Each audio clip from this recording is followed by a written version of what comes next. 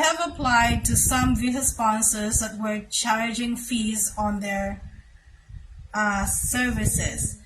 Am I tied up with them even though I have not paid them of any amount yet? I am still looking forward to find a teaching job that I will not pay that much. Okay, I think visa sponsors are not really requiring the applicants to sign like a MOA or Memorandum of Agreement or any contract.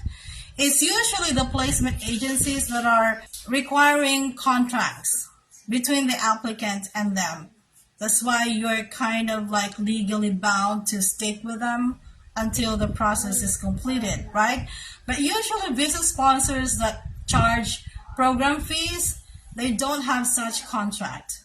But if they do, therefore you are legally bound to complete the process with them, right? So now how do they take care of the payment? Is by salary deduction. Okay, if you have a placement agency, that's why at all costs, please avoid dealing with placement agencies because you can get a job even without them. So just make sure that you are qualified.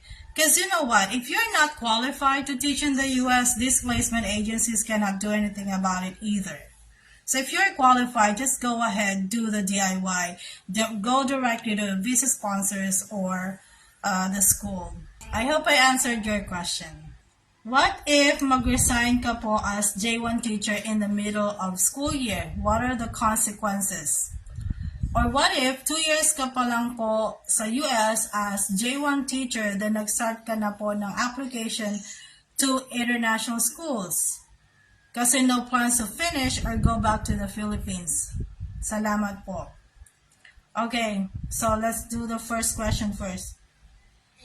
Okay, so in the middle of the school year, right? So the first thing, if it's in the middle of the school year, I know you have to pay back all the loans that you have taken out from the visa sponsor, because most of these visa sponsors will give you a loan to help you start in the US. For instance, for EPI, they are loaning $3,000 US, and it is to be paid by salary deduction starting on your second month there, not right away, okay? So starting on your second month there, and it will be completed on your last month in the US on that school year, right? Not the entire program, but in the school year. So you're paying the loan through salary deduction for 8 to 9 months, something like that, right? So if you're resigning in the middle of the school year, then you have to pay whatever is remaining from your loan, right? Okay, you also have to pay them the airfare because EPI, for instance, covers up to $750 US. Whatever is in excess of that, you have to take care of it by salary deduction again. So if you're leaving before the contract ends, then you have to pay those things because they are loans. Okay, there's no interest that you're going to pay. And obviously, if you're planning to go back to the US again, you may have difficulty because you have this record. You can still go back to the US to teach. It's not a crime, right? You don't have a criminal record just because you quit in the middle of the school year. What if 2 years ka pa lang po sa US as J1 teacher, then nag-start ka na po na application in international schools? They will never know if you applied in international schools unless you tell them. So are you saying that you're not going to finish the 3 years? Okay, if that's the case, if you completed the 1 year and you don't want to go back anymore, and you tell them, I really can't do another year here as a teacher, it's fine.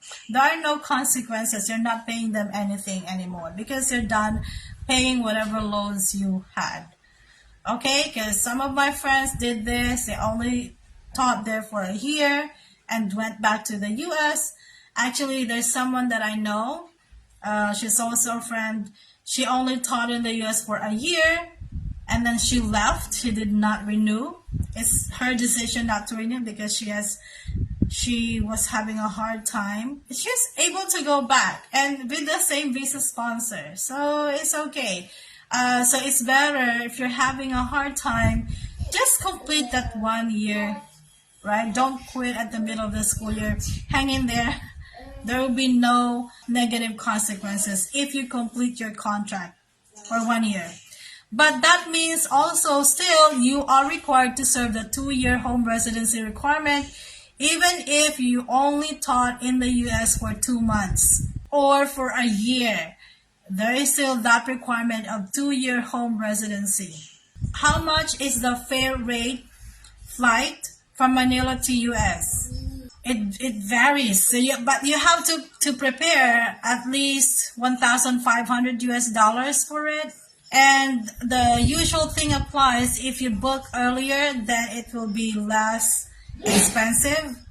Okay, but you have to prepare 1,500 US dollars.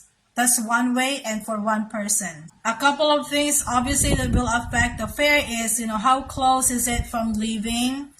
Next, how long is the flight? Obviously, if the flight is shorter, say it will not take you like 24 hours, then it's more expensive. If there is no layover, then it's more expensive.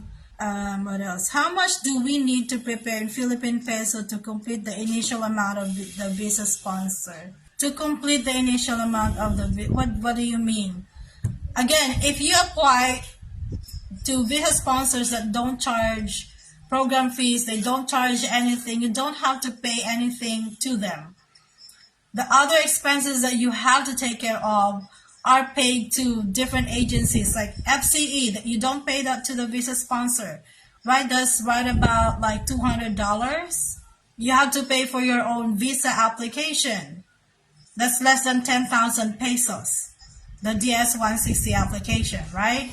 You take care of it. You also take care of your passport, those things, but really there's nothing you pay directly to the visa sponsor. Maybe the service fee, but the service fee is what they pay to the USCIS, that's the Department of States. It's really not something that the visa sponsors, taking for them.